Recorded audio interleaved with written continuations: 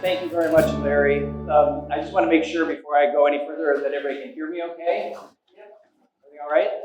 Okay. If anybody's having trouble, wave your hand now. Okay, good. Well, it's a pleasure and it's an honor to be here tonight. I'm grateful to Western Jet, an organization that I've learned about through my contact with Larry and the board members who I met last night. It's an honor to be with you and a pleasure to be with you.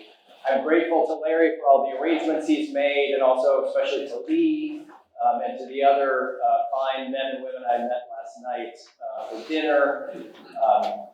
I realize that this program this year is a little bit different from the way it's been certainly last year, when you were talking about wars that were in the very recent past, and presentations were by veterans of those wars. We're casting our minds back a little farther than that now, right? We're talking about things that happened 250 years ago. And so, okay. You get closer. Oh, interesting. All right, I'll try to stand. No, I'm just going to bring it down. Okay. So you can stand close. Okay, perfect. Everybody still here? When we talk about a war that happened 250 years ago and events of 250 years ago, everything feels a little less immediate. You know, the suffering that people experience, the challenges they experience are a little bit more distant. But I think it's really important all the time, but especially this year, the 250th anniversary of the Declaration of Independence, to stay in touch with the ideas, the issues that brought people out all those years ago to defend their interests. So tonight we'll have less to say about battlefield experiences and more to say about questions of motivation. Why did people fight in this war? When the Continental Army was first formed, a gentleman from Germany named Baron von Steuben, Friedrich Wilhelm von Steuben, crossed the Atlantic and took up the training of the Continental Army. He is the author, as many of you probably know, of the first service manual for the Continental Army. And von Steuben said something very interesting about working with American soldiers. He himself was used to the Prussian system, trained and drilled in that system, in that part of the world where professional soldiering was a way of life for lots of people. And what he said about training American soldiers was it was different, because you couldn't just tell them what to do and expect them to do it. They wouldn't do what you told them to do unless you explained why they were doing it. And that basic idea of, that basic idea that American soldiers were not automatons, blindly obeying commands, but they were people who were there for a purpose, and they expected their wartime experience to reflect that sense of purpose and meaning, right? And so, I think it's worth asking why people fought in the Revolution, why people fought for the United States in the Revolution. Blind obedience in 1776 would have meant fighting for the king, right? So it's an important question to ask why it was that Americans in the 1760s and 1770s developed this conviction that the king had betrayed them, and Parliament had betrayed them, that though they were deeply British in many ways, they had arrived at a break point. They had arrived at a point where it was time for separation, they were willing to fight for it. So that's what I want to talk about tonight, and I want to talk about it in two parts. In the first part, before the break, I want to talk about Boston, the city of Boston, the town of Boston, and the circumstances that led to the perceived breakdown of the British Empire. And then the second part of the evening, I want to moved from Boston to talking specifically about the Declaration of Independence. This is the document that we are celebrating this year, this 250th anniversary year. And so I want to spend some time talking in some detail about the Declaration of Independence. I hope you'll bear with me for that. I think it's a really fascinating document to look at closely. There's a lot of history in the Declaration of Independence. There's a very clear set of principles in the Declaration of Independence, and those are principles that have become defining features of American national life. One other thing I want to say before I go any further, and that is to say, one of the things I always tell my students, we naturally identify with the 13 colonies that fought for their independence in 1776 to 1783. We naturally identify with those colonies, and of course we inherit their principles. But I also want you to think tonight about the fact that in many ways, the United States today is a lot more like Great Britain in the 18th century than it is like those 13 colonies. Britain, too, was a global superpower with a deep sense of pride and a deep sense of attachment to the principles of liberty, the ideas that are that are embodied in the Declaration of Independence. Those are English ideas. That is an English inheritance of political idealism. So it's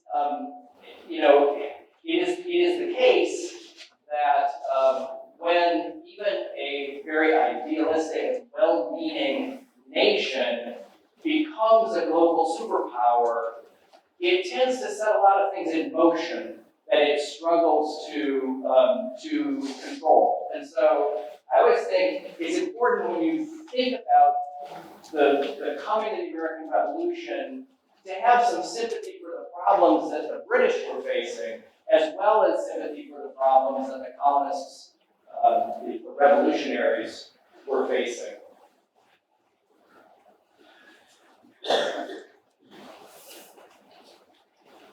Well, when we think about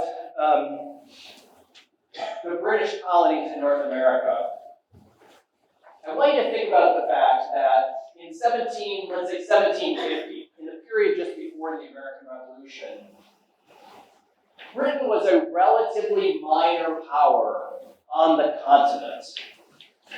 European nations, especially Spain, France, and Britain, had been developing colonial systems, imperial systems, for hundreds of years at this point. And you can see that this map shows you around 1750 the territorial claims of France, which spanned the area we're in right now, and a big section of the mid-continent.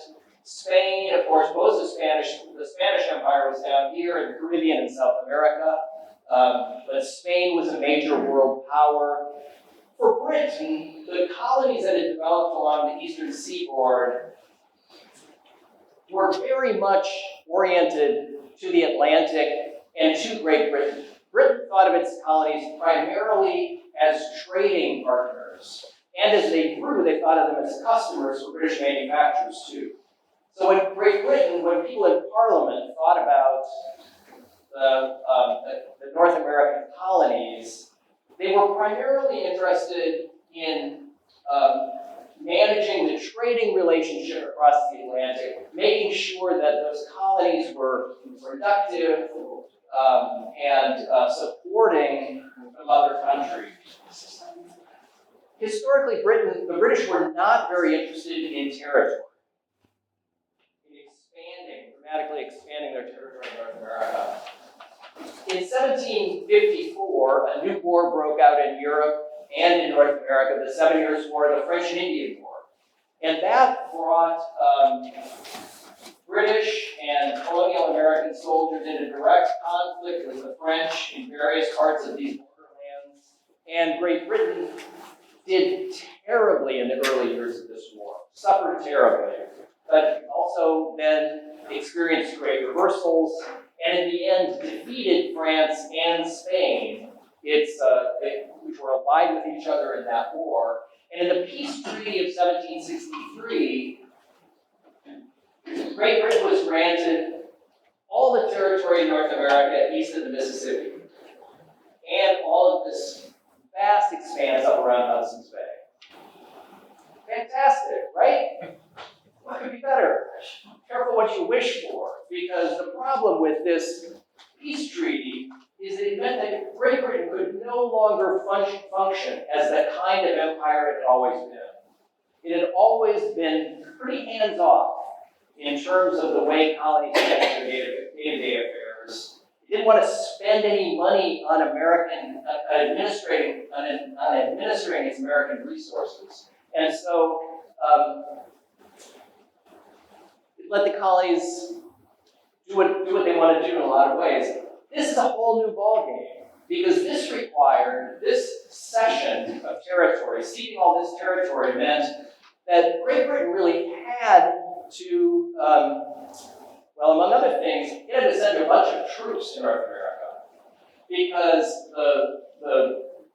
all that inland territory was managed by French and Spanish officials primarily through their militaries. There were forts. There were 37 forts across the inland arc of North America.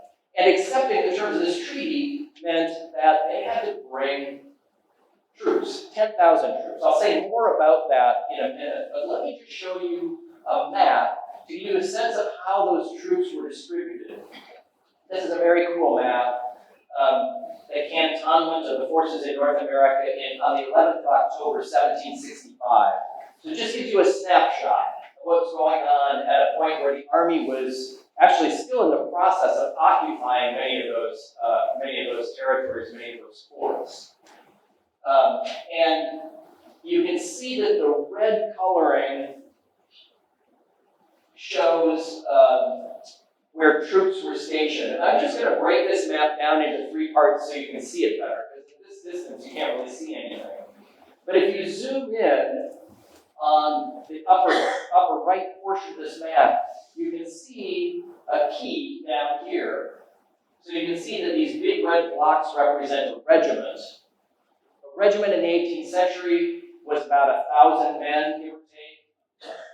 Because this was peacetime, this was after the end of the 7 Years' War, they cut their regiments to half regiments. So there were about 500 people in a regiment at this point. And then you can see the smaller block represents a company, a half company, and then these X's represent detachments. So if you look up here, you can see that there are British bases at St. John's and Placentia in Newfoundland. Louisburg, which was a stronghold of the French Empire, now had most of the 59th Regiment, and so on. Here's Halifax.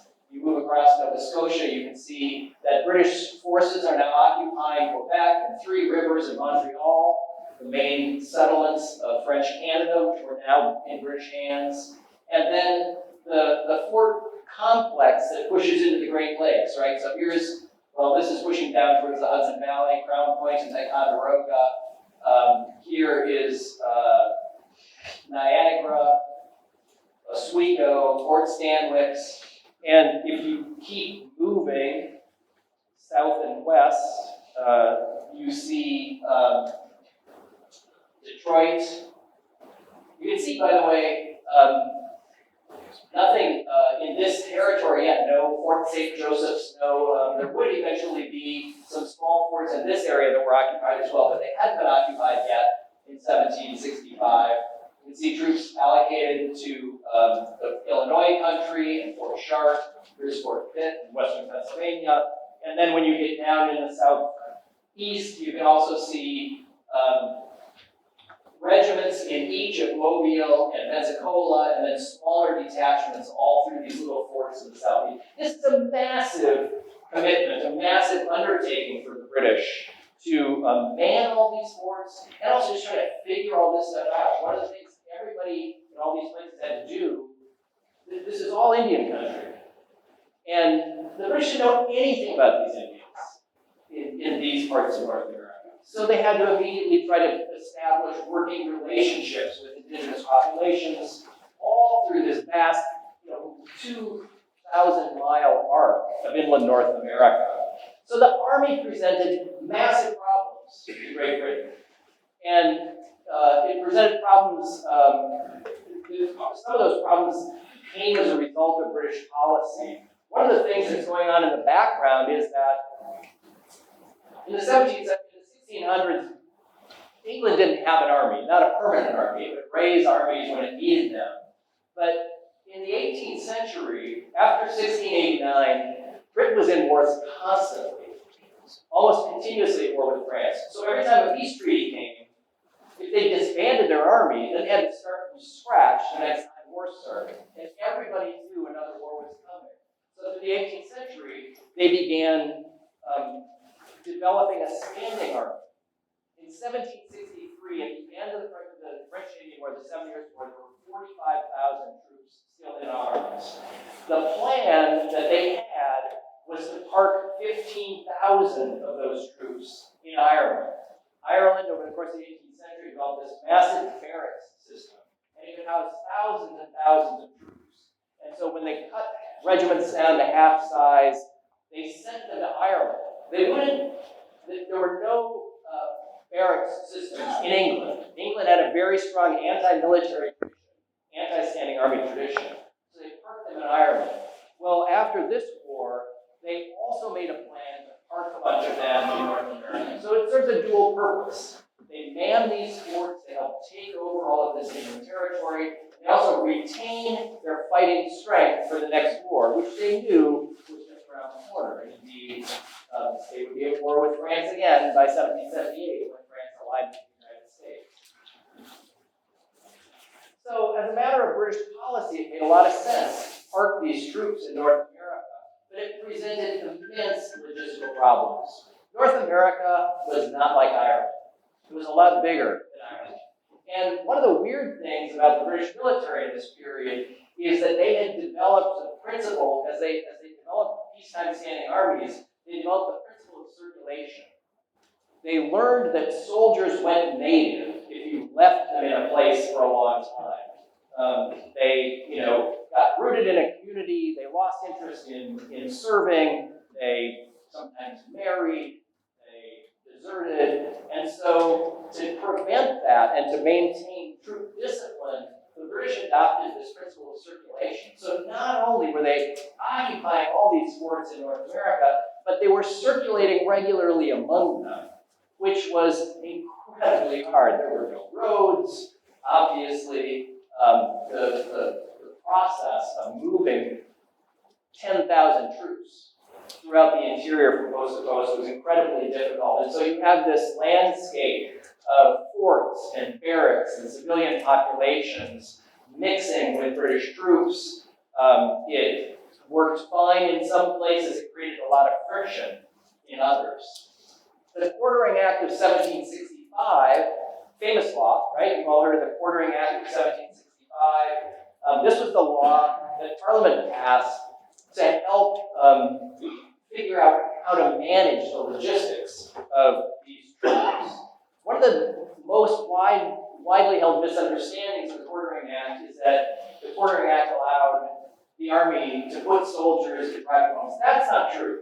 It specifically protected private homes, but it did require local officials to figure out what to do with them. And so local officials had to come up with lodging. They also had to feed them. They had to provide them with food and various other necessities, firewood, and so on. So this was taken as a real burden in some places. The colony of New York actually refused at a certain point to provide for the troops that were stationed there, and Parliament made them, shut them down, made the assembly go home they were at odds for over a year over this issue. The Quartering Act of 1765 was considered an illegal tax, basically, because Parliament was imposing costs on the colonies. As a strategic factor in North America, these troops really went through a fundamental transition. As I said at the beginning, the idea was to spread these troops around in the interior of North America. 37 forts, dozens of indigenous nations. This was an incredibly challenging task. what happened to this task is that as the colonies refused to pay taxes, the Sugar Act, and the Stamp Act, and the Townshend Duties were all taxes that were passed by Parliament because Parliament decided that the colonies needed to pay some of the cost of these vast new expenses. It was estimated to cost about £100,000 a year just to occupy and maintain all these posts. As colonists refused to pay taxes, Britain realized more and more that this interior space was unmanageable. They couldn't do it. And so, beginning in 1768, they began abandoning these posts, pulling out of the west, and moving these troops toward the seaports, especially toward Boston, which was regarded as the most intransigent town in British North America. Boston became kind of like a bogeyman for British policymakers in the 1760s. They came to feel like, in Britain, administrators came to feel like the colonies were becoming more rebellious. But the place that was most rebellious was Boston.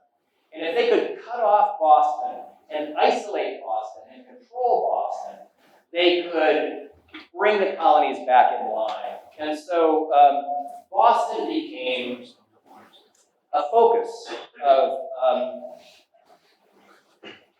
military activity, as well as conflicts between the British and the colonists. And so here you get a map that kind of shows what I'm talking about. This is just one moment in time, 1763. Again, it's pretty early, so the troops are not as widely distributed as they were in that map we saw a minute ago. But you can see that the focus is on controlling the interior. Starting in 1768, they began abandoning posts. And by 1775, you can see the troops were massed on the eastern seaboard, especially in Boston. Okay, now, so that's the big picture, right? This is thinking kind of large scale, strategically. I want you to just have a map in your mind of what Great Britain was trying to do after the 7 Years' War. The great problem that it had, this vast New England territory, and the goals that it was struggling to achieve to manage its new responsibility for North America. So now, from that macro scale, I want to zoom in on Boston. And I want to ask, why Boston? When we talk about the American Revolution, you always hear about Boston, right? Why is that? Think of all the other places that you don't hear about. For Boston, I think it was like the only place where the Sons of Liberty were continuously operating in a way. Yeah, the Sons of Liberty were invented in Boston and then copied in other places. So, yeah, so the Sons of Liberty were a kind of a radical action group. They began basically as rioters. The first big action of the Sons of Liberty in Boston was the Stamp Act riots of 1765, when they attacked the homes of both the stamp collector, a guy named Andrew Oliver, and the Lieutenant Governor, Thomas Hutchinson. They tore down Andrew Oliver's warehouse on the pier. They ripped apart Thomas Hutchinson's house. They tore the slate off the roof. They tore the wainscoting off the walls. They dragged all his papers out and threw them in the street and burned them. I mean, it was very. So this is Sons of Liberty stuff, and you see it in other places. But Boston kind of pioneered that kind of activity. So Boston is a really interesting place. You know, what made it so terrible in the eyes of British administrators, and what made it so potent in this kind of emerging patriot movement. What I would say about Boston is that there's 13 colonies involved in this war. There are important events in every colony. There's major leadership coming out of Virginia, especially, as well as Massachusetts Bay. But I think if it wasn't for Boston, none of this might have happened the way that it happened. I think these colonies would have eventually become independent from Great Britain. I mean, the problems of this empire was breaking down in important ways. And this wasn't just a Boston thing. But when you think about the narrative of events that leads the revolution, Boston is at the center. Boston is at the forefront of every step, from the Stand Back riots to the non-importation agreements, the Boston Massacre, the Boston Tea Party, the battles of Lexington and Concord, which were, fought along a road leading out of Boston. Whatever else we can say about the American Revolution, about Boston's place in the American Revolution, we can definitely say that nothing about the story would have been familiar to us if it wasn't for Boston, which was this kind of like flashpoint place. So I want to talk about Boston. How many of you have been to Boston? Awesome. Almost. Yeah, that's a big majority. Do you recognize this? This is a map of Boston at the very beginning. This was this is a modern reconstruction, but it intends to show Boston as of 1645. It was founded, the Puritan migration began in 1630, so this would just be 15 years into its history. What do you notice about this map? Sorry? No wars. That's very good. Also, the main thing I want to just emphasize with this right now is how tiny it is. Right? I mean, the entire width of Boston here is like 2 blocks. You could probably fit 5 blocks in here. There's not much to it. It's basically an island. Now, if you've been to Boston, that makes no sense. You know Boston is a major American city, right? Where's Fenway Park at? I'll show you where it is. Fenway Park is right out here. In the time since the American Revolution, Boston has been transformed by landfill. It is now a major integrated land mass. But it was nothing like that in the 18th century. It was basically an island, a tiny island. So you can see this orange, this is the natural outline of Boston. And this is called the Boston Neck. It's this narrow spit of land that connected Boston to the mainland. You could put up a gate there and close off Boston from the mainland altogether. In high tides and storms, sometimes it flooded, and Boston for a while would literally be an island. So the first thing to say about Boston is it's small. And it is also a seafaring town. So back to the wharves. Before we get to the wharves, I just want to, here's a map. This is actually from the American Revolution. This is a map that was made in England. You can see Boston, its environs with the rebel works. So this was a wartime map that was intended to show where the rebels were centered. But I think it's a useful map just to really visualize Boston as an island, as a seafaring island, right? To get into Boston Harbor, you had to follow this fantastic road. There really was only one way in, and it took you past this island, which was called Castle Island.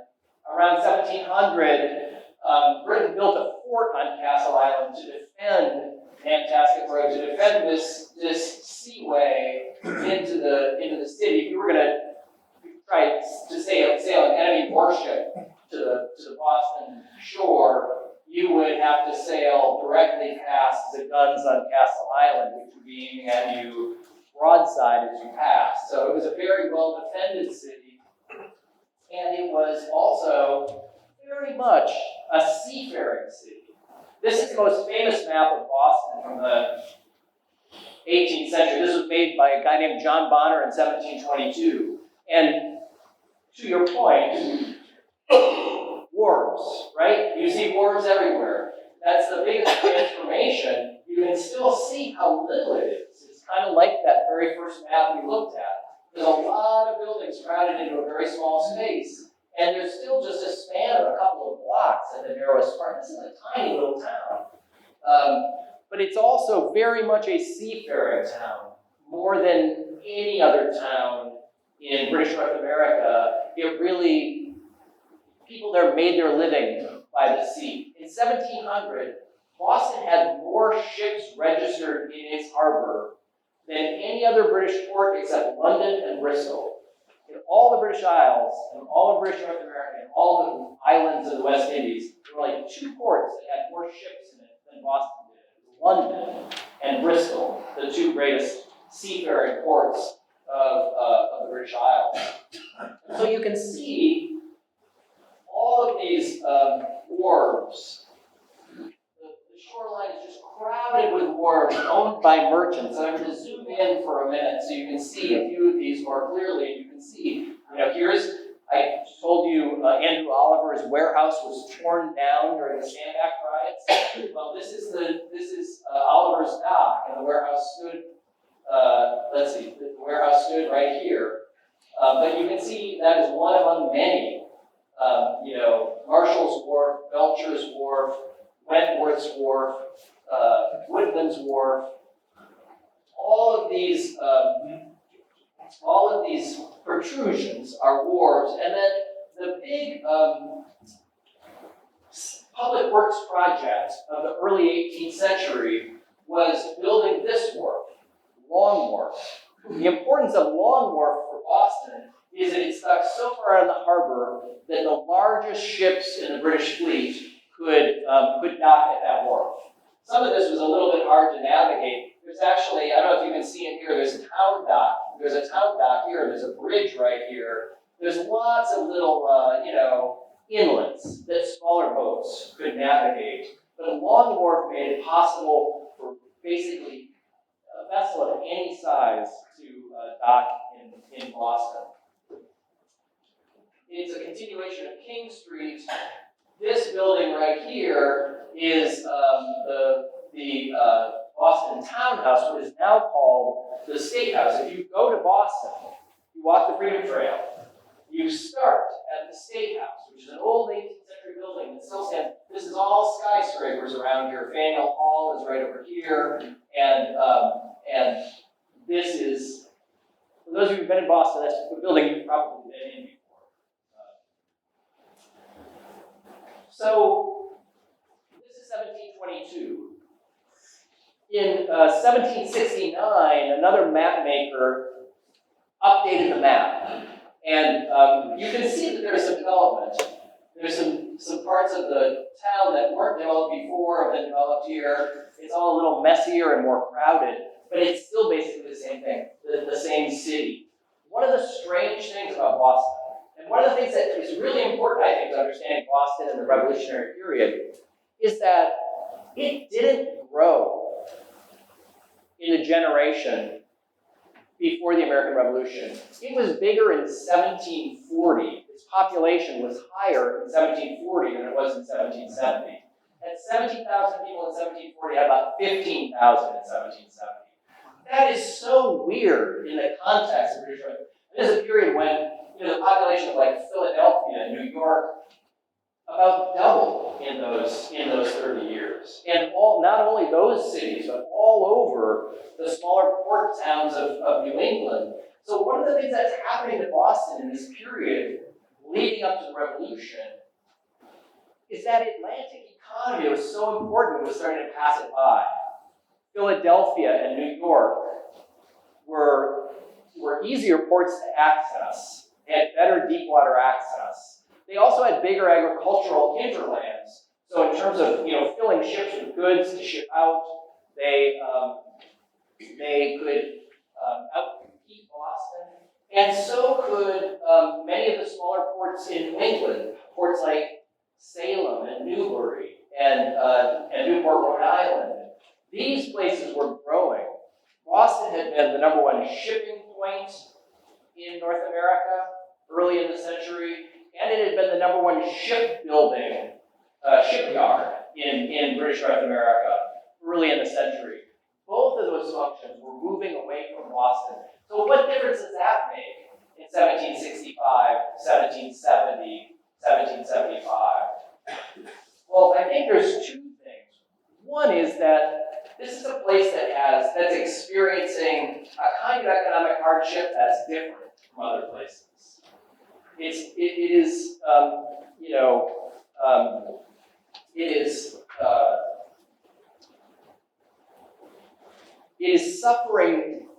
suffering the effects of economic stagnation in a way that's just not true elsewhere. There are economic problems everywhere, but Boston is experiencing something different. The second thing that I think is really important about this is because it's not growing, it's more of a like-minded community than a port town like New York or Philadelphia. Those places are growing fast, and they're growing through immigration. They're filled with people who don't know each other and don't share a clear common bond with each other. Boston is a place that was founded in the early to mid-17th century, primarily by participants in this Puritan migration who had very clear ideas about how government was supposed to work, how community was supposed to work. And it survived, and those ideas survived intact in Boston more than they did anyplace else. This is a place where families had multi-generational histories with each other, and where principles of good government ran really deep in the cultural soil. Right? Does that make sense?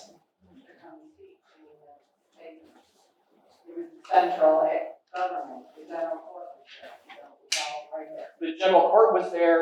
All of Massachusetts Bay kind of looked to Boston, and this is where the governor was, and where the general court was,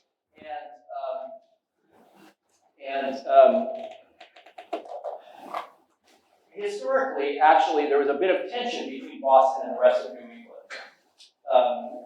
Their interests could diverge, and you can see that during the course of the colonial period. But in this period, 1765 and 1770, Boston and the towns in the interior really kind of bonded over a common set of issues, and Boston took the lead. And it was able to take the lead because it had a distinctive culture. It also, I don't want to go into this too far, but it also had this very unusual form of government, a town meeting form of government. Are you familiar with the idea of a town meeting? Has anybody ever been to a New England town meeting? I mean, very different from the way other places were governed. Philadelphia or New York, the standard way that a town would be governed is to be governed under a charter. So people would be designated as officers, and under the terms of the charters, people would be elected to office. In Boston towns, all the main functions of government happened in this one meeting. Can you imagine that? It must have been incredibly boring work a lot of the time.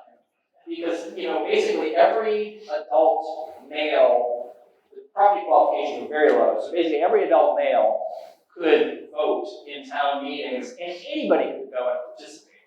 And they would meet, it varied depending on how much business there was to do, but they would generally start meeting in March, they'd meet for like 3 days, and they would do the most boring stuff. They would appoint hog reeves and fence watchers and scavengers, and they would talk about, regulating local markets and all this kind of stuff. But it was, even though it was very, very boring and a lot of people didn't go, in times of crisis, this was a very powerful vessel, very powerful institution for creating a sense of unanimous consent. This is what happened after the Boston Massacre, for example. The town meeting was a really powerful force in drumming up opposition to Great Britain. And my interest in Boston as a scholar is actually centered on the Boston Massacre is my book about Boston, the cover of my book about the Boston Massacre. So I could talk about this for a long time. I'm not going to, unless, I do it. yeah, buy the book, yes. Thanks, Louis. Maybe you can buy a copy for everyone.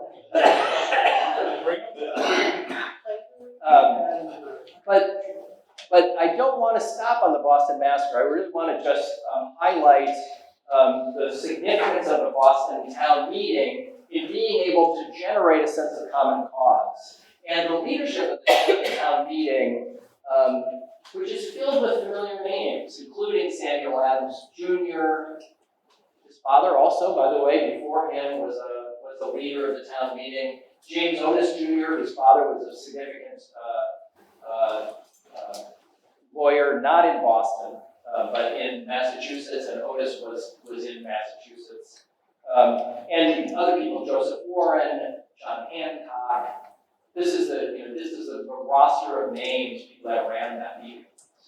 I also like to call the Boston Massacre the worst ending to a snowball fight in history. Yes, Boston Massacre, the worst ending to a snowball fight in history. Yeah. Exactly.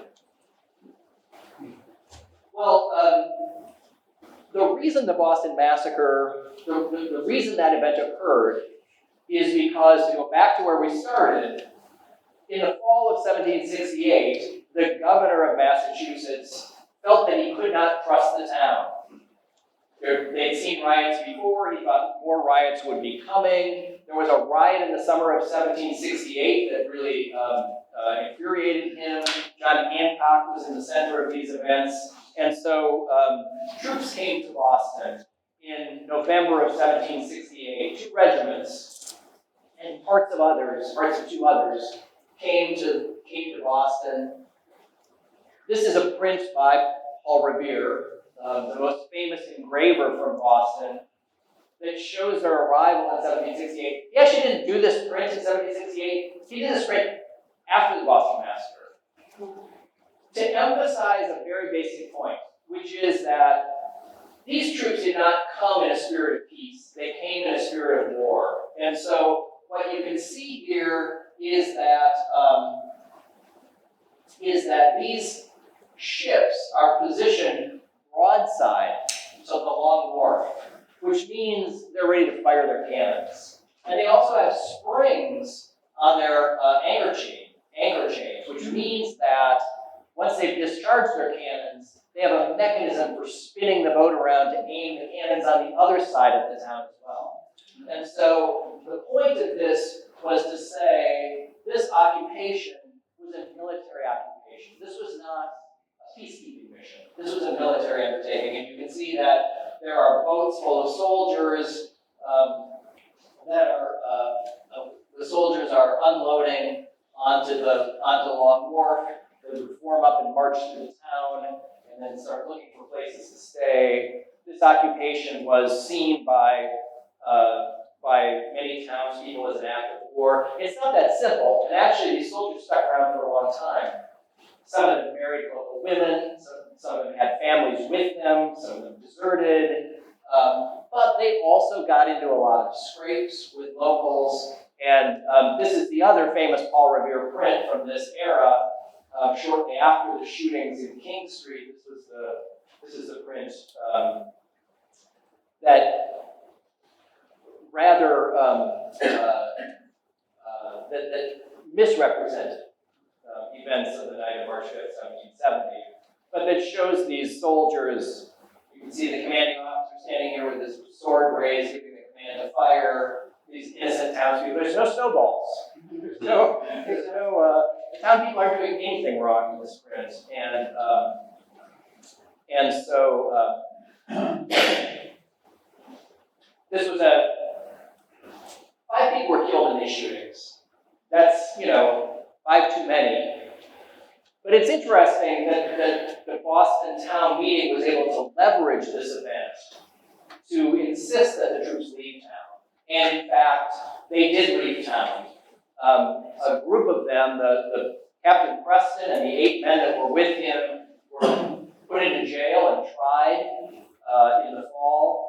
But in the meantime, the rest of the troops vacated town, some of them went to Castle Island, some of them eventually went off to New Jersey. And so you can say that the Boston Massacre, as a propaganda event, as a political tool, the Boston Massacre was successful, as far as the town was concerned, in finally driving out the redcoats that had been policing their activities for the last year and a half. This is an interesting moment. The troops had just left Boston in the spring of 1770. At the very same time, the Prime Minister in England, Lord North, decided that all of these efforts to tax the colonies were causing more problems than they solved. And so Parliament, at the same time that these shootings happened, Parliament repealed all of the taxes that they tried to pass in the preceding 6 years. They just left one as a symbolic measure. There was one item that was still taxed under parliamentary law. You know what it is? Tea. Yeah, tea, exactly. And that's a weird, and that was intended as a symbolic act. There was no larger purpose in it. And for a minute, it seemed like a moment of reconciliation. Merchants in New York and Philadelphia were willing to abandon their non-importation agreements and start trading freely with Great Britain again. And in fact, merchants in Boston were eager to do that too. When the ministry decided they were done with taxes, a lot of people were like, okay, it's pretty good to be British again. But they remained vigilant, patriots throughout the colonies remained vigilant. And a few years later, and they did things in this period, like for example, they set up committees of correspondence to write letters to each other so they could share information about bad things the English were doing. But the real break point came in 1773 when the East India Company, one of the largest corporations in Great Britain, suddenly was on the verge of bankruptcy. This is a company that was, as we like to say nowadays, too big to fail. It was deeply in debt. Parliament was filled with investors in the East India Company. There were a lot of powerful people in England that had a lot of money in the East India Company. By 1772, they had 18 million pounds of surplus because Dutch tea was cheaper. Everybody was smuggling Dutch tea, not only in the colonies, in England too. Very few people were drinking East India Company tea because it was too expensive. At this point, the company had a debt to the government of $1.3 million, which was, by the standards of the 18th century, unsustainable, and really they were teetering on the brink of bankruptcy. They made a request to Parliament for a 1.5 million pound loan. Parliament acted to help them out. They allowed the East India Company to ship its tea directly to the colonies. Normally it would be shipped back to England, it would be unloaded, it would be reloaded, it would be taxed, all that added cost to the tea. By allowing the East India Company to ship tea directly to the colonies, it was actually cheap enough to compete with smuggled Dutch tea. That was the idea. So they were hoping that this was a way of bailing out the East India Company. It didn't really work that way. As you know, colonists saw this as a conspiracy against their liberties. That was a trick. They left tax on one thing, and now here they are trying to get us to, they figure they're just trying to get us used to paying taxes, and then we'll start all over again.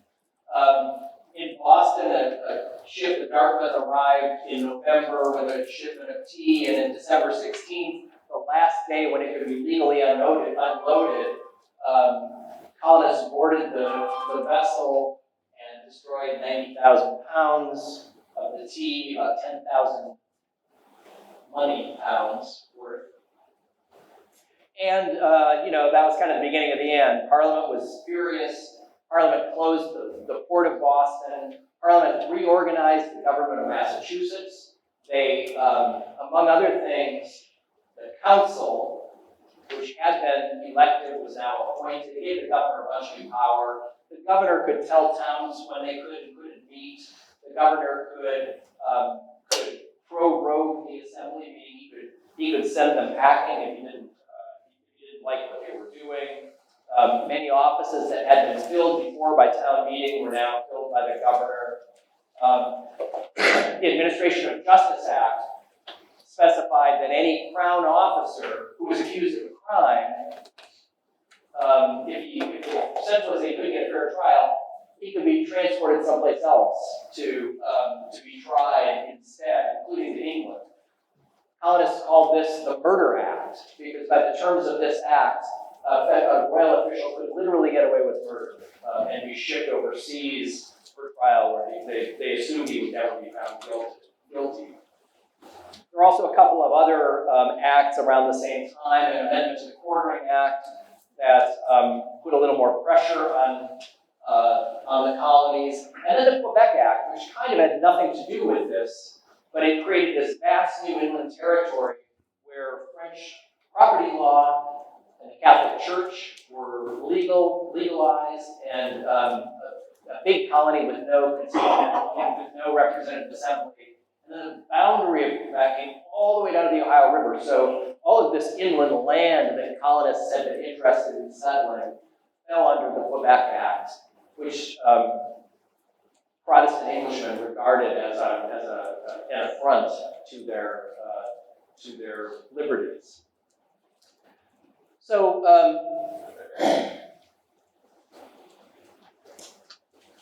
the colonists responded by organizing to resist. The governor of the colony was Thomas Gage, who was also the commander-in-chief of British forces.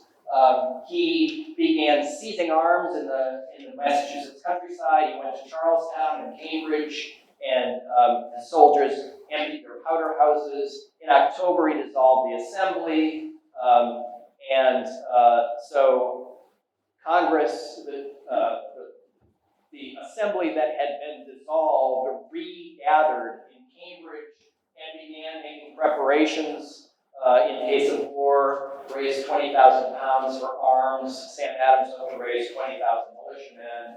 Then on April 18, 1775, British soldiers went to Concord, where there was another cache of arms that they wanted to capture and remove from the countryside. That march through Lexington to Concord and back became, the first battle of what would be the American Revolution. The British had a skirmish on Lexington Green. A few shots were fired. A couple of people were killed on their way out. Then there was more sustained fighting in Concord. They never did find the arms they were looking for. When they turned around to go back to Boston, they were confronted with gunfire all the way back. 270 British casualties, 93 colonial casualties. And once the army arrived back in Boston, it was surrounded by Patriot militia. And this is really the beginning of the American Revolution, where patriots, by the end of the Battle of Concord, really, patriots began to besiege the town of Boston, which was now in control of British. The First Continental Congress convened as a result of this and agreed to non-importation and non-exportation, created those agreements, and then they also said, well, let's disband and come back together again if there's any further problems. And there were further problems, and so after the Battle of Lexington and Concord, the Second Continental Congress convened, and they met continuously then throughout the entire war. Though it would be a full year more than a year after the Battle of Lexington and Concord, before the United States would declare independence.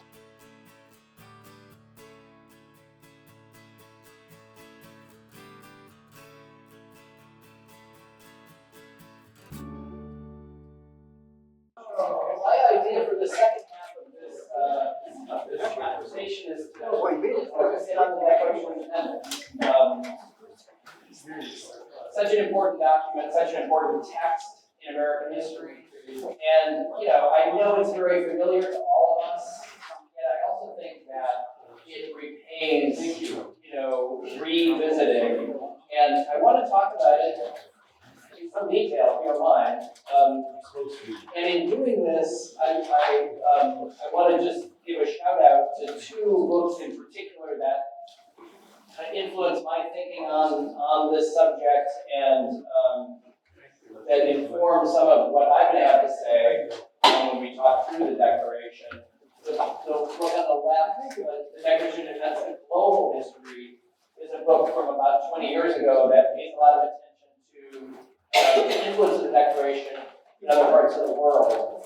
It's a very interesting book. And then the book on the right by Stephen Sarson just came out a few months ago, and it really focuses on the origins and context with the Declaration of Independence. So also an excellent book that really, really digs into the question of where these ideas come from. So this is how it starts.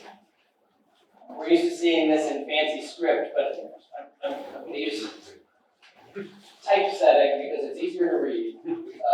So as a starting point, when you think about the Declaration of Independence, I'm just curious, what do you think of first? We the people. We the people? I think, trying to think of preamble, The preamble. What words? Freedom. We hold these truths to be self-evident. I think this is the most famous passage, right? We hold these truths to be self-evident. That all men are created equal. They are endowed by their Creator with certain unalienable rights. Among these rights are life, liberty, and pursuit. That is that powerful, resonating passage that really, rings down through the ages. One of the things to say about the Declaration of Independence is, of course, that's not how it begins. The first paragraph is not that statement of principles. It is an explanation for why they're writing this document in the first place. It actually doesn't begin with the people, that's the Constitution. This document begins when, in the course of human events, it becomes necessary for one people to dissolve the political bands which have connected them with another and to assume among the powers of the earth the separate and equal station to which the laws of nature and nature's God entitle them. A decent respect to the opinions of mankind requires that they should declare the causes which impel them to the separation. What is up with this paragraph? What is that for?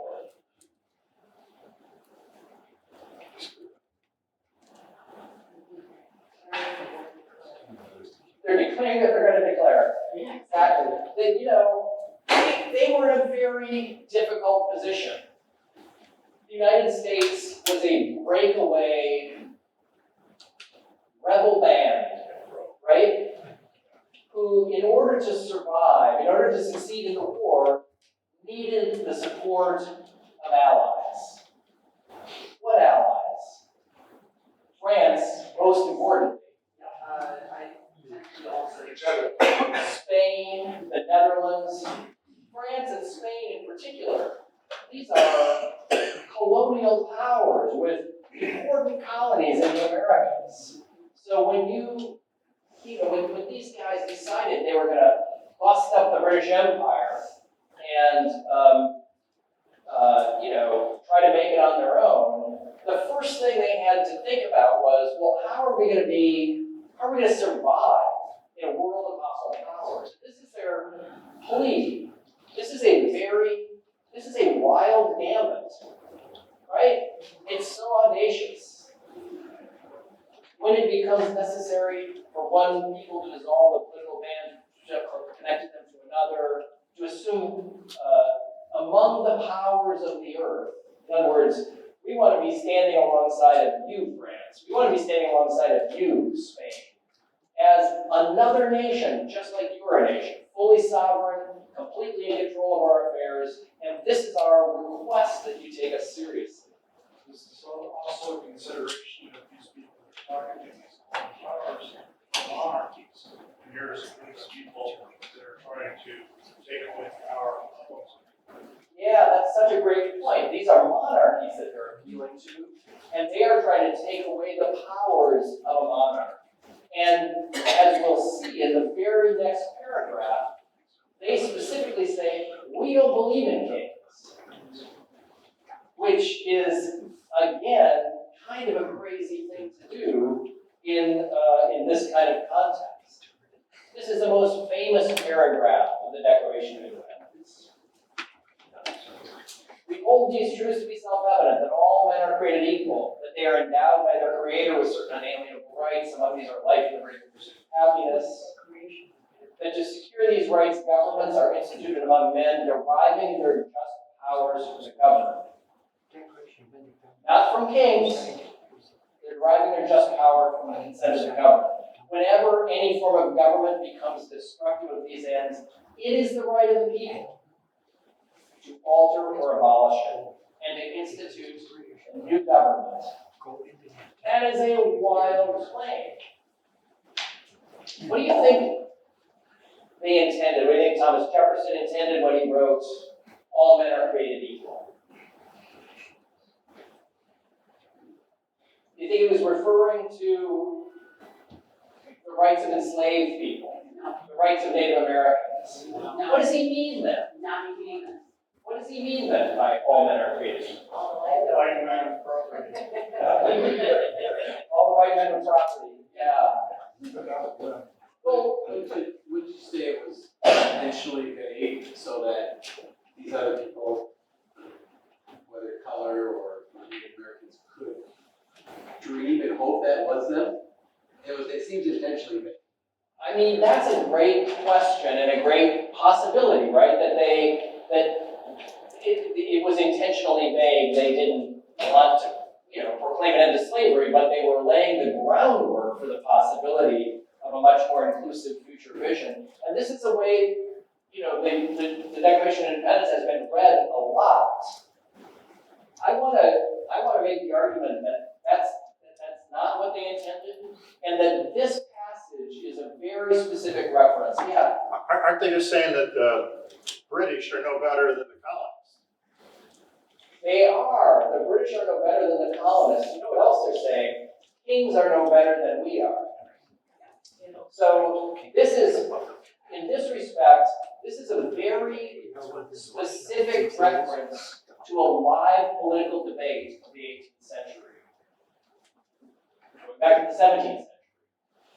If you read Patriarcha by Robert Filmer, a book that was published in the late 17th century, you can see the title page here, Patriarcha, or the Natural Power of Kings. This was a political tract that justified the idea of kingship. Most people who defended Great Britain, the British political system in this period, they thought it was the best government on earth. And the way they explain this is as follows.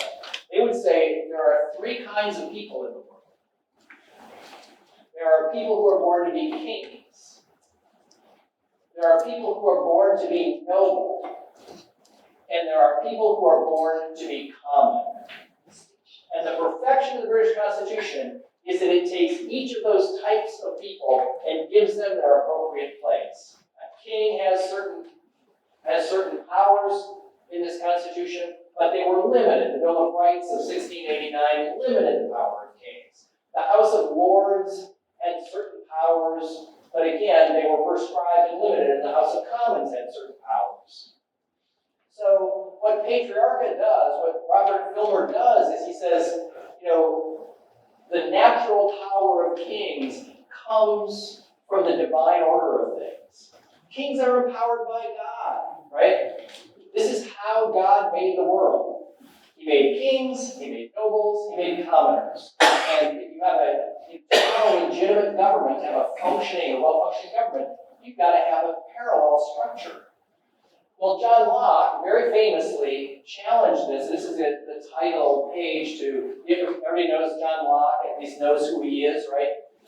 He's the English philosopher who, two treatises on government, justified the glorious revolution the event that overthrew the reign of James II in 1688 in England.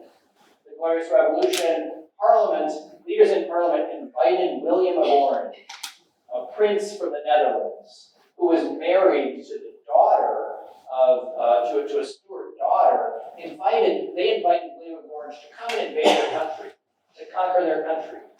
And he came across the North Sea, landed, marched across England. Nobody rose to defend James II, the most unpopular king in English history.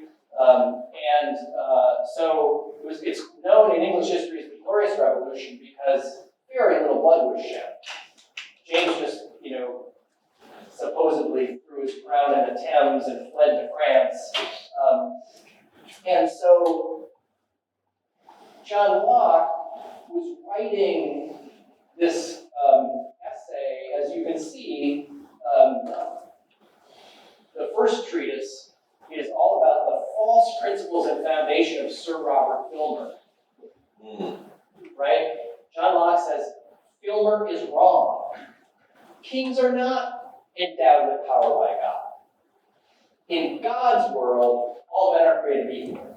Right? In the state of nature, everyone is born free and equal. And then people make governments among themselves to serve their needs because otherwise they conflict with each other. People can't live in a state of nature. So governments aren't, it's not some divine thing where kings are made to rule over men by God. God made people the same, and people put this stuff together. Right? So this is a very, fundamental disagreement about the nature of the universe. And John Locke argues that the purpose of government is to secure life, liberty, and property, right? And so that phrasing of Locke's comes through so clearly in the Declaration of Independence. Basically, what that paragraph of the Declaration of Independence is doing is casting a vote on the side of Locke against Filmer. And to back to the point about kings, right? Considering what the first paragraph is for, to get the support of kings in Europe, it's wild to have them so directly challenge the right of kings in the second paragraph. That paragraph is important to this document because this document is all about the unjust actions of a king. And if you believe in the divine right of kings, you're on thin ice in the rest of this document. But what's interesting about this paragraph is how much power it has had in our culture, in the world, in the years since then. This next long paragraph, prudence indeed will dictate that governments long established should not be changed for light and transient causes.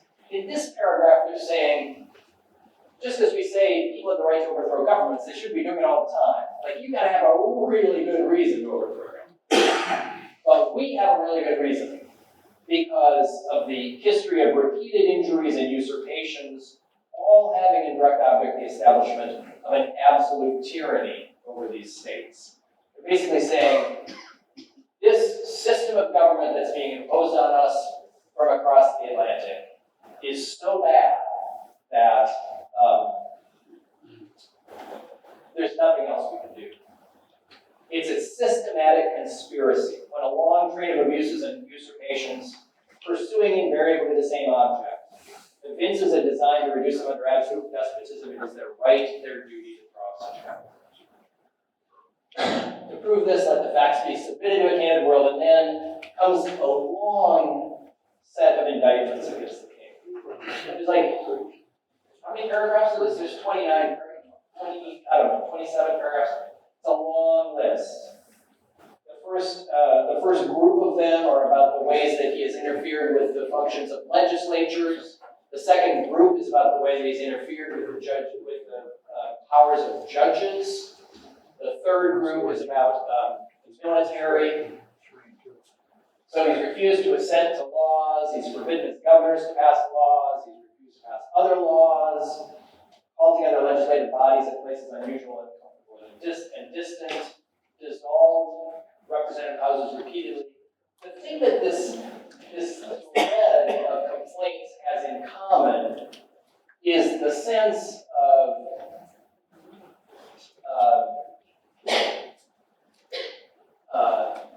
the sense that the king is acting on his own whim.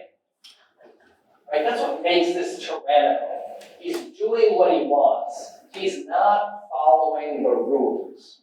These rules derive from centuries of English practice. They're grounded in the Magna Carta. The things our legislatures do for us, these are old ideas. You can't just take them away from us. That is a conspiracy against our liberties. He's obstructed the administration of justice. He's made judges dependent on his will alone. He has kept among us in times of peace standing armies. He has tried to render the military independent of and superior to the civil power. Independent and superior to the civil power. One of the most fundamental principles in English history and law is that the army, anytime an army is raised, the army is subordinate to the government. Military leaders take the commands from political leaders, right? And that is a strong inheritance in our political tradition as well. And so all of these complaints run directly against generations, centuries, a millennium of English custom and practice.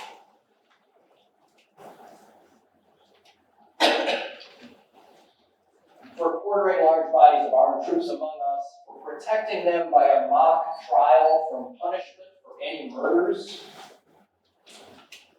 for cutting off our trade with all parts of the world, for imposing taxes on us without our consent. These are things that tyrant does. These are not things that happen under the principles of English law.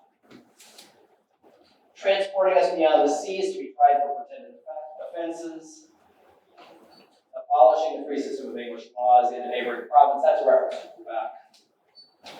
Taking away our charters, suspending our own legislatures.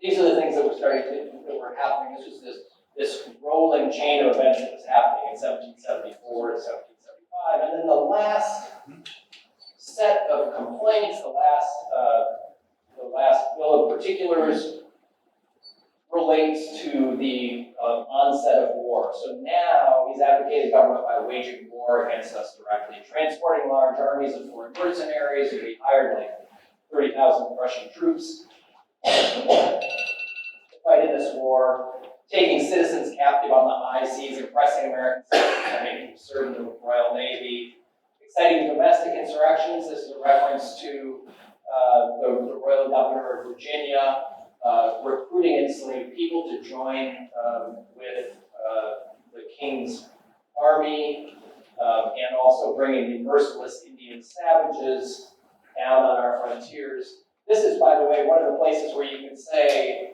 that at the beginning of the document, they say all men are created equal. I mean, clearly that statement is intended to include a body of people that enslaved folks and Indians are outside of.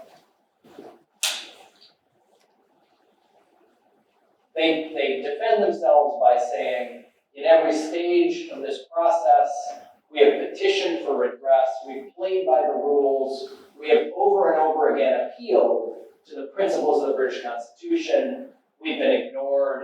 A prince whose character is thus marked by every act which may define a tyrant is unfit to be the ruler of free people. Those are fighting words. Pretty good stuff.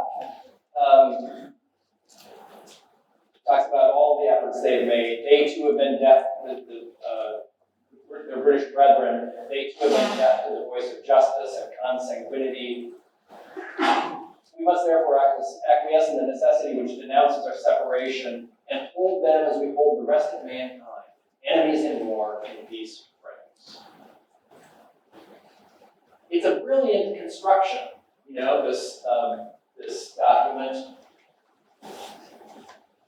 In many ways, I want to talk about it's its effects in the future, its effects beyond 1776, but in the moment it was written for a particular purpose, for a very specific purpose, and it's very much grounded in the past, right?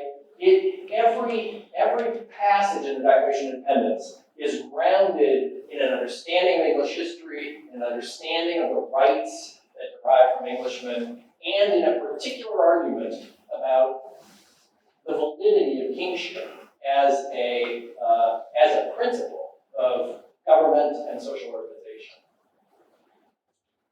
So therefore, appealing to the supreme judge of the world for the rectitude of our intentions, these united colonies are and of right ought to be free and independent states. They have the full power to wage war, conclude peace, contract alliances, establish commerce, do all other acts and things which independent states may have right to do. We mutually pledge to each other our lives, our fortunes, and our state of honor. Very powerful document. There's a famous passage that did not make the final cut. Thomas Jefferson also wrote a long paragraph blaming the institution of slavery on King George III, waging cruel war. He called slavery a cruel war against human nature itself. And this passage was specifically excluded by a majority vote of Congress, recognizing that a number of the states that were rebelling depended fundamentally on the institution of slavery. And they did not want to get into the weeds like this in this document.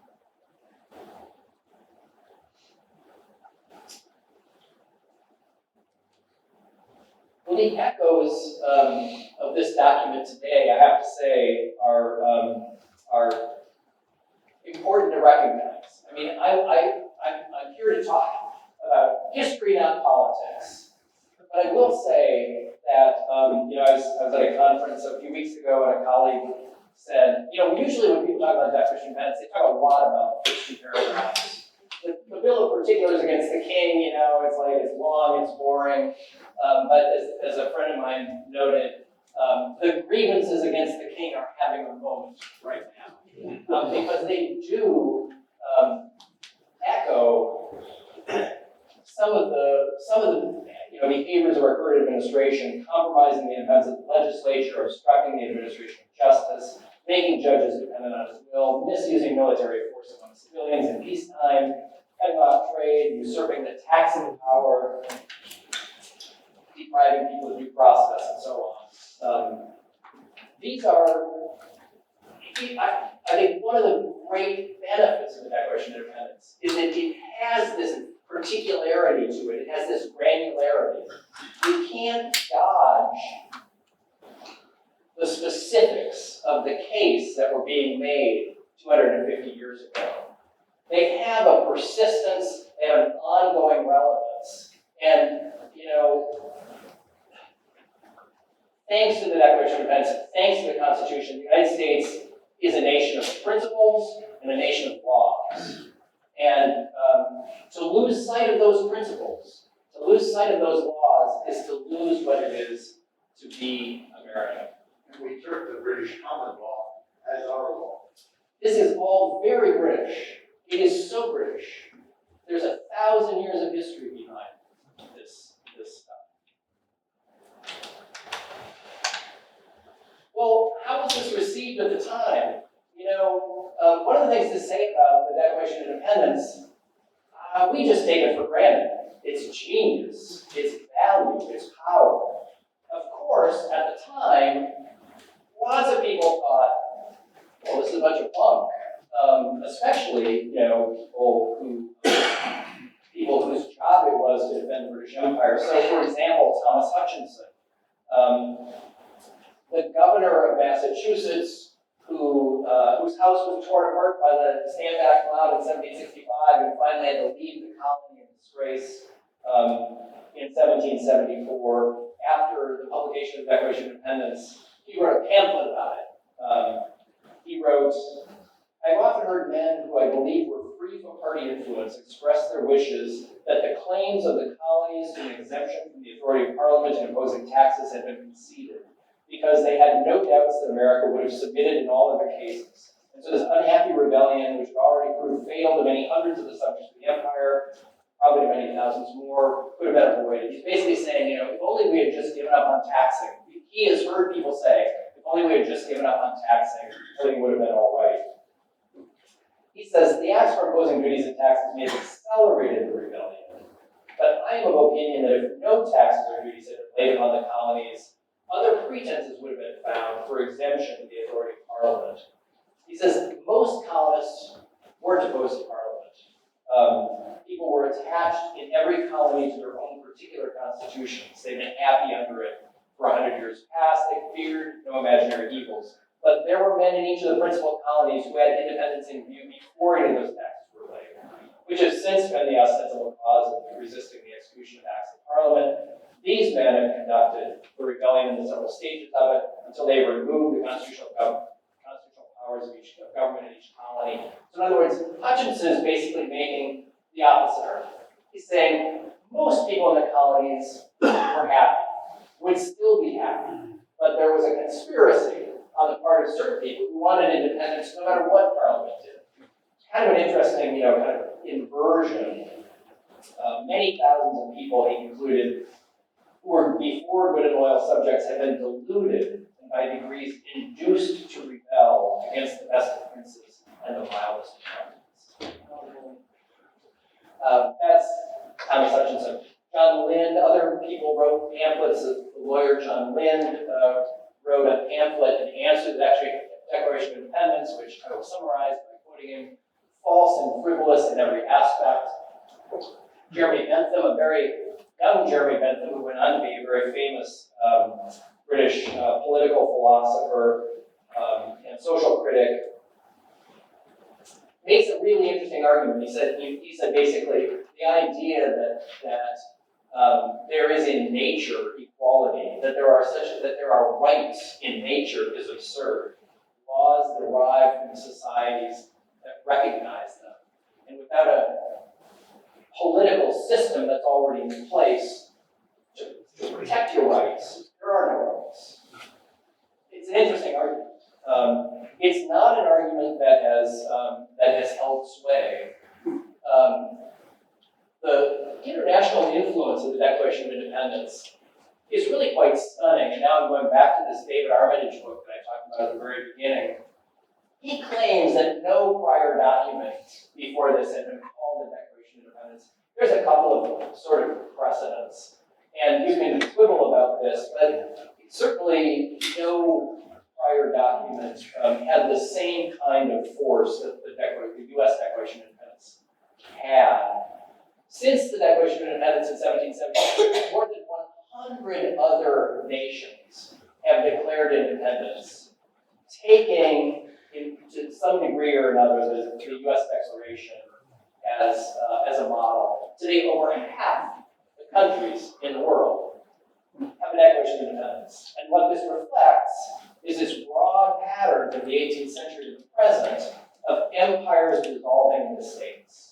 It's happened over and over again, and it's happened in waves. The age of revolutions from 1790 to 1848, when the colonies of the Americas became independent.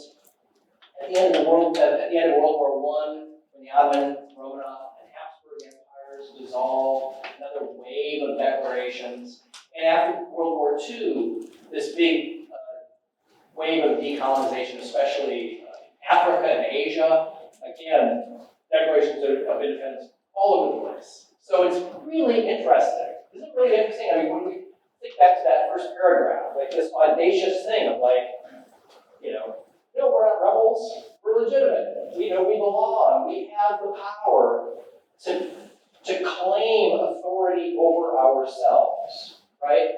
That is a radical, world-changing position to take, and it's been taken over and over and over again in the time since 1776. Oh yeah, sorry. And the last wave of decolonization at the end of the Cold War in the 1990s. it's also had a very powerful life in our own nation's history. The first thing to say about the Declaration of Independence is, again, we take it for granted. It's now in this like sealed case in the National Archive. We treat it like a holy relic. After the Declaration was passed, it was largely forgotten for decades.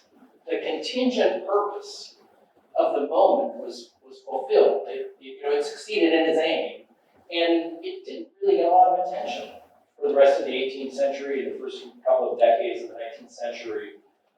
But after 1815, people started going back to it and reclaiming, especially that second paragraph, those universal principles, right? That all men are created equal. So, for example, Robert Owen in 1829, Robert Owen is a famous English socialist, an opponent of private property, the utopian socialist who proposed a declaration of mental independence to free Americans from private property in an age when communal societies were being set up all over North America, all over the United States in those decades during the Second Great Awakening. It was a period of great kind of utopian expectations, and many communities experimented with alternate social systems.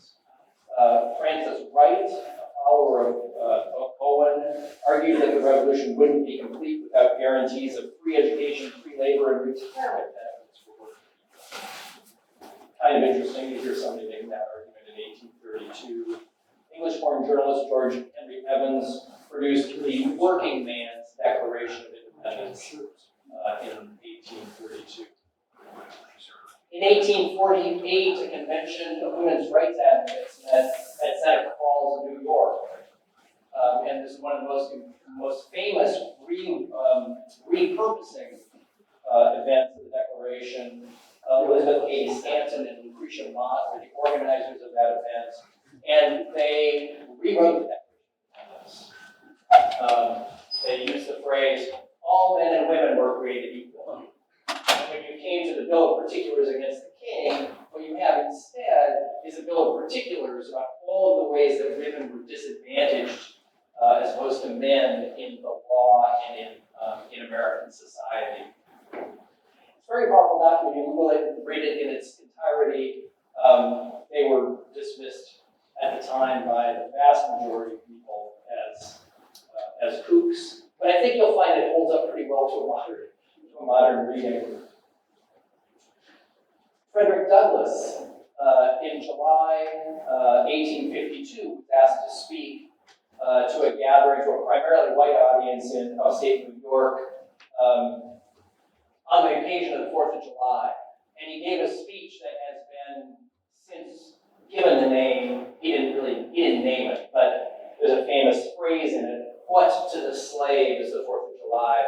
Now, at this time, of course, slavery had ended in the northern states. It was still a very powerful institution in the southern states. So Frederick Douglass said, "July 4th was the birthday of your national independence and your political freedom. And the Declaration of Independence is the ring bolt to the chain of your nation's destiny." The ring bolt to the chain of your nation is invoking the very material, artifacts of slavery.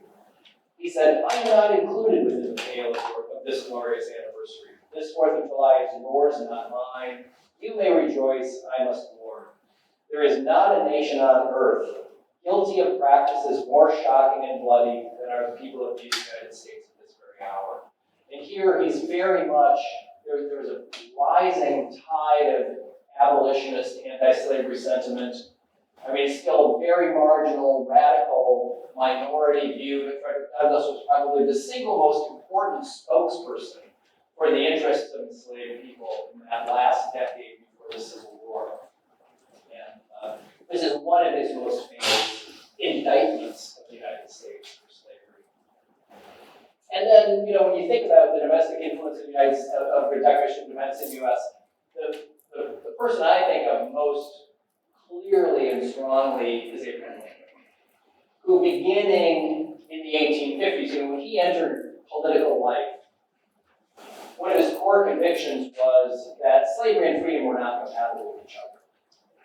And he recognized the significance of the Declaration of Independence on this point. When they wrote the Declaration of Independence, they were talking about kings, right? And they said all men are created equal, they were talking about kings. When Abraham Lincoln invoked all men are created equal, he was talking about slaves, right? Kings were gone in the United States, but slavery was this institution that weighed down the United States and prevented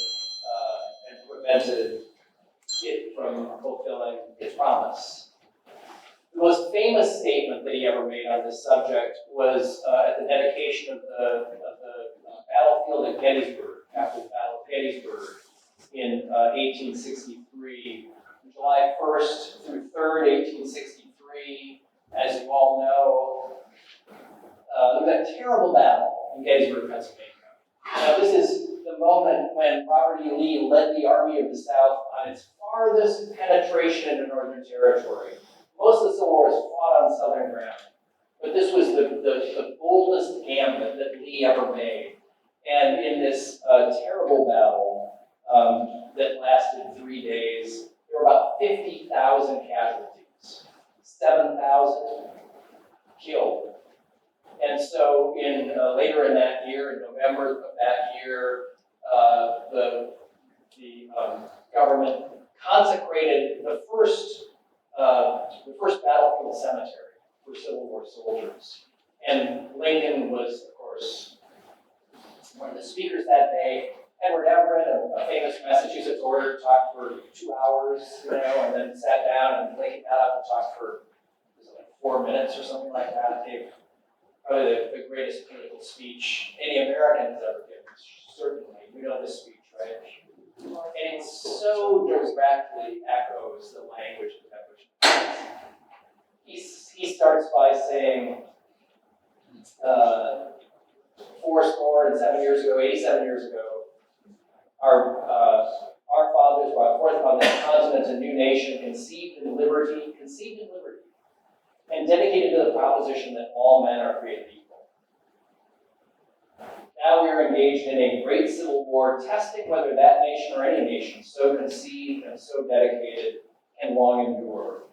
We are met on a great battlefield of that war. We have come to dedicate a portion of it as a final resting place for those who here gave their lives that that nation might live.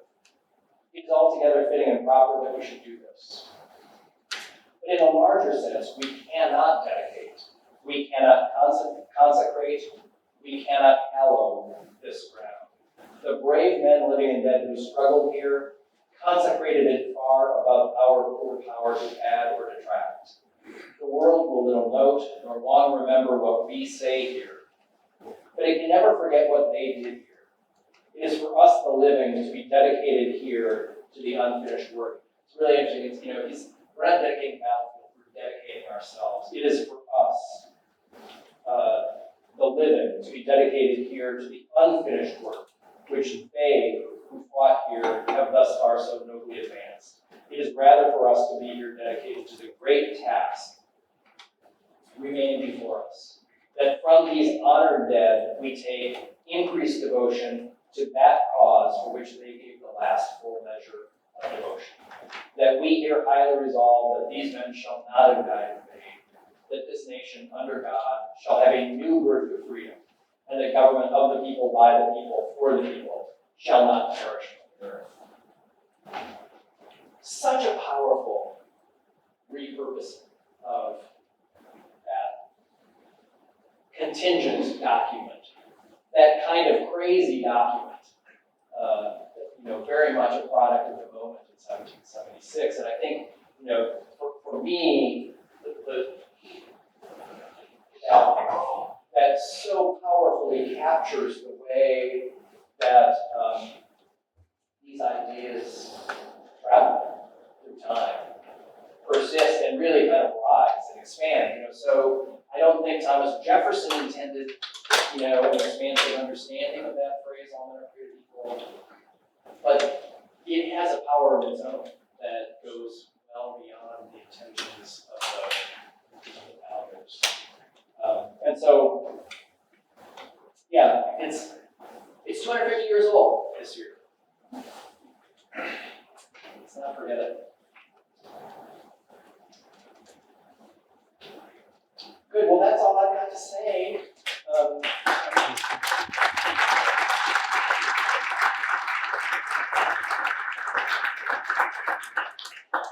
have time for questions. I'm happy to, yes. Thank you for your very informative and stimulating lecture.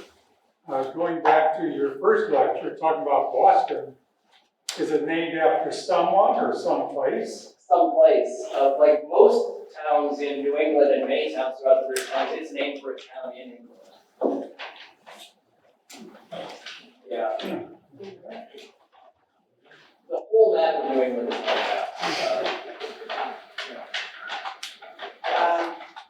I also think, if I remember correctly, Boston was the center of colonies, and that also was the reason why there was, that Boston was the center of those communities. Close to a bunch of what? Colleges. Colleges. Right up there. Right. Yeah, I mean, Boston had, Harvard is the oldest college in North America. New England had several others by the time of the Revolution.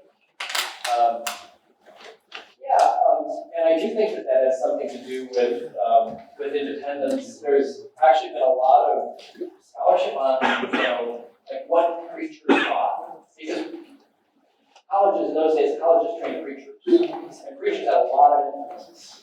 And it's pretty clear that there's kind of a spectrum in New England, a spectrum of attitudes about independence among ministers.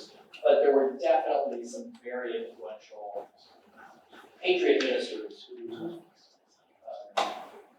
reinforced the message. As a matter of fact, Samuel Adams was, wanted to be a preacher. Of course, he failed at that as well as being a malter, as well as being, a taxman and tax collector. But he did write a paper on John Locke theory. So he had the seeds. He had the from seeds. Harvard. Yeah, he had the seeds. I don't know if you can hear it back, but he was just talking about Samuel Adams, who failed at everything. Thomas Paine is another guy like this. They failed at everything, but Paine could be right. But I think Adams is fascinating. I know Stacey Schiff just has a new book on him. The interest in Adams goes way back. There's a bunch of treatment of him. There's a book from the 1930s, I think, that's titled Sam Adams, Master Propagandist. But it's really true. He was brilliant at invoking these principles of English common law and constitutional tradition and excoriating the practices of the Crown and Parliament in the 1660s and 70s. He wrote a ton, a lot of stuff that was published, under a pseudonym in newspapers and so on. Yeah. As a historian and a scholar, what's your view of the Ken Burns documentary? Have you seen it? Yes. I thought it was quite good. I have to say, my expectations were low. And it's partly me. I don't sit through, hours of documentaries like that very easily. But I was surprised. I thought it was very well done. I think, I know a lot of the people that were talking heads in that show, so it's always fun to see, your friends on camera like that. But I also thought, Jeffrey Ward, who, writes the overarching narrative, man, that's a hard job, and I think it's a really good script. So, yeah, I thought it all went really well. What was the question, please? Oh, I'm sorry. He asked what I thought of the Ken Burns documentary. Ken Burns, you know who this guy is. He's a documentary filmmaker forever, and it's a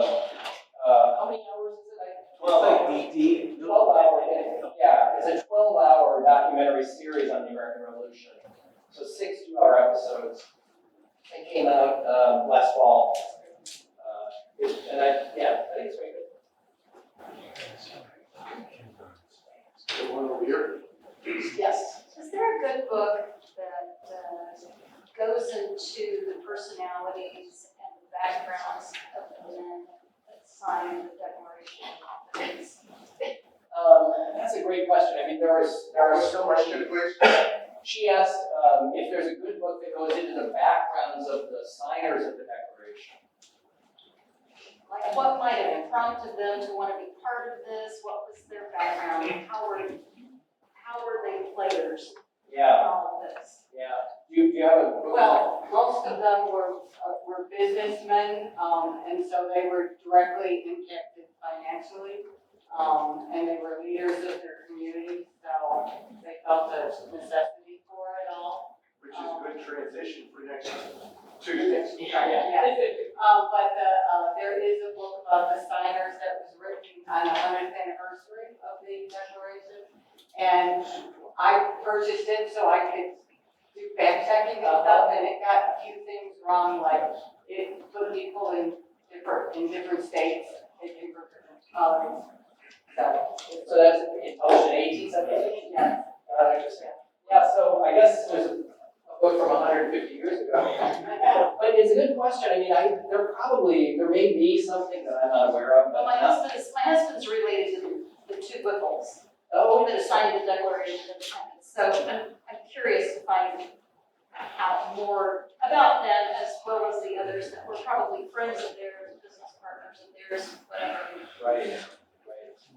Yeah, I wish I had a title at my fingertips, but I don't.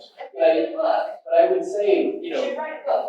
it's a great idea for a book. Except there's too many of them. You can put me, somewhere on TV. Yeah, exactly. Dedicated. Yes. I also want to know, I know most people assume that, revolution was mostly from upper middle class people on the side, but was there any, where is the most support for the revolution located in terms of the class system? Yeah, that's a great question. He's asking about class and support for the American Revolution. If you can talk about, what economic class people supported it most. You really can't talk about class very well. What you see. So one thing to say, a lot of people supported the revolution. A lot of people didn't. Like a number of loyalists, a number of people who were exiled. It's over 100,000 people who left the colonies to return to Britain or to go someplace else under the auspices of the British Empire. 20% of the population was definitely loyalists. And then, beyond that, there's a range of levels of support. There's undoubtedly a lot of people who would prefer not to have a war, to people who, were like hot patriots. There is no class basis for this. There are you could say in a town like Boston, there are people that were especially tied to the crown, that are kind of more well-to-do. So there's a bit of the appearance of a class element in that. But there are wealthy merchants, for example, who supported the Patriot cause. The biggest determinant of pockets of loyalism wasn't really an economic class. It really had to do with the movement of the British Army. And the one thing that brought loyalists out was the opportunity to gain protection of the British Army. So you see more loyalism in the places where the British Army is most active. But over time, Britain assumed, they could count on the loyalty of the majority of the population. And if there had been no war, that probably would have improved. But the way wars work, the longer it went on, the more people, were really energized to resist the British, much more than they were energized to resist the Patriots. And so the course of the war was a process where the Patriot movement came to pass. And the last phase of the war, when Britain finally went to the south, they started fighting, they started in New England, right? They thought, we just isolate Boston, cut them off, everything else will be okay.